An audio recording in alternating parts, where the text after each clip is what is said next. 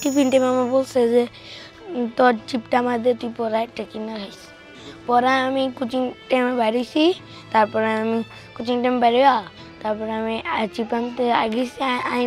আস্তে আস্তে দেখি কি আমার মাথার উপর দিয়ে একটা আগুন ধরছে, একটা বিমান অনেক বড় আমার মাথার উপর দিয়ে দিতেছে।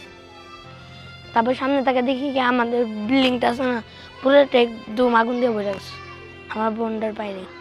কথা ছিল একসঙ্গে টিফিন করবেন ভাই বোন, নাবিলের অপেক্ষা শেষ হবে না আর। মাইলস্টোন ট্র্যাজেডি তছনছ করে দিয়েছে সব স্বপ্ন। স্কুলের উপর দিয়ে প্রতি মুহূর্তে ওঠানামা করে বিমান।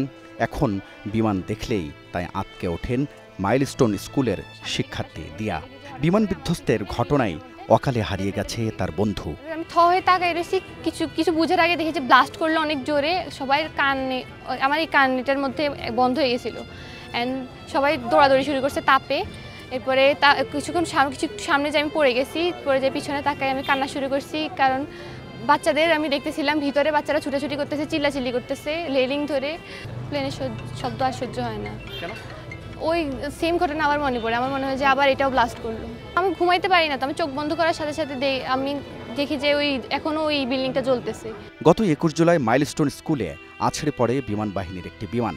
এরপর চারপাশে ছড়িয়ে পড়ে আগুনের লেলিহান শিখা। স্বজনহারাদের আর্তনাদে শোকের সাগরে ভাসছে গোটা দেশ। বিভীষিকাময় সেই মুহূর্তের বর্ণনা তুলে ধরেন উদ্ধার কাজে অংশ নেয়া এই সেনা কর্মকর্তা। এয়ারক্রাফটটা যে জায়গায় ক্র্যাশ করেছে সেই জায়গায় তো আগুনের প্রজ্বলনটা ছিল, সাথে তার সামনেই দুটি লাশ পড়েছিল। আমাদের এই স্পটে এসে আমরা প্রথমে এটাই দেখতে পাই যে আগুনটা হচ্ছে স্কুলের যে কক্ষটাতে আগুন জ্বলেছিল এবং তার সামনে দুটি লাশ। এটাই আমাদের প্রথম দৃশ্য এই স্পটে এসে। ওটা দেখার পরে আমরা আমাদের উদ্ধার কার্যক্রমটা শুরু করি। উদ্ধার কার্যক্রম শেষ করার পরে সর্বমোট 25 জনের মতো আমাদের সৈনিক অসুস্থ হয়েছিল, বাট ক্রিটিক্যাল পর্যায়ে কেউ নেই। বর্তমানে 11 জনের মতো সৈনিক আমার এখনও ঢাকা সিএমএইচে চিকিৎসাধীন অবস্থায় আছে।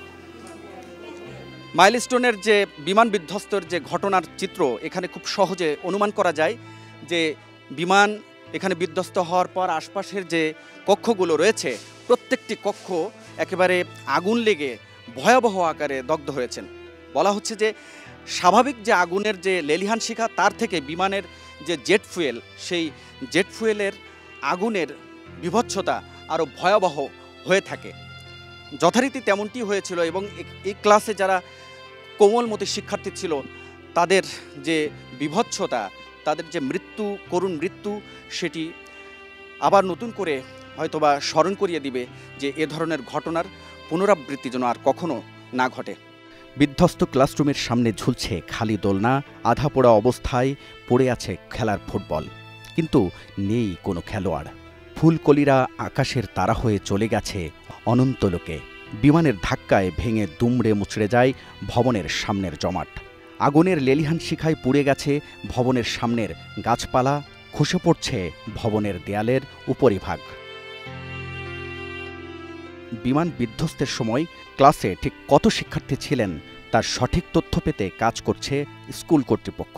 তবে এ পর্যন্ত নিহতদের মধ্যে 19 শিক্ষার্থী, 2 শিক্ষক, 2 অভিভাবকও রয়েছেন। বৃহস্পতিবার পর্যন্ত তদন্ত কমিটির কাছে 5 জন নিখোঁজের খবর এসেছে। তাদের ডিএনএ সংগ্রহের পর মর্গে থাকা লাশের পরিচয় মিলবে বলে জানানো হয়। হাবিবুল ইসলাম হাবিব, স্টার নিউজ, ঢাকা।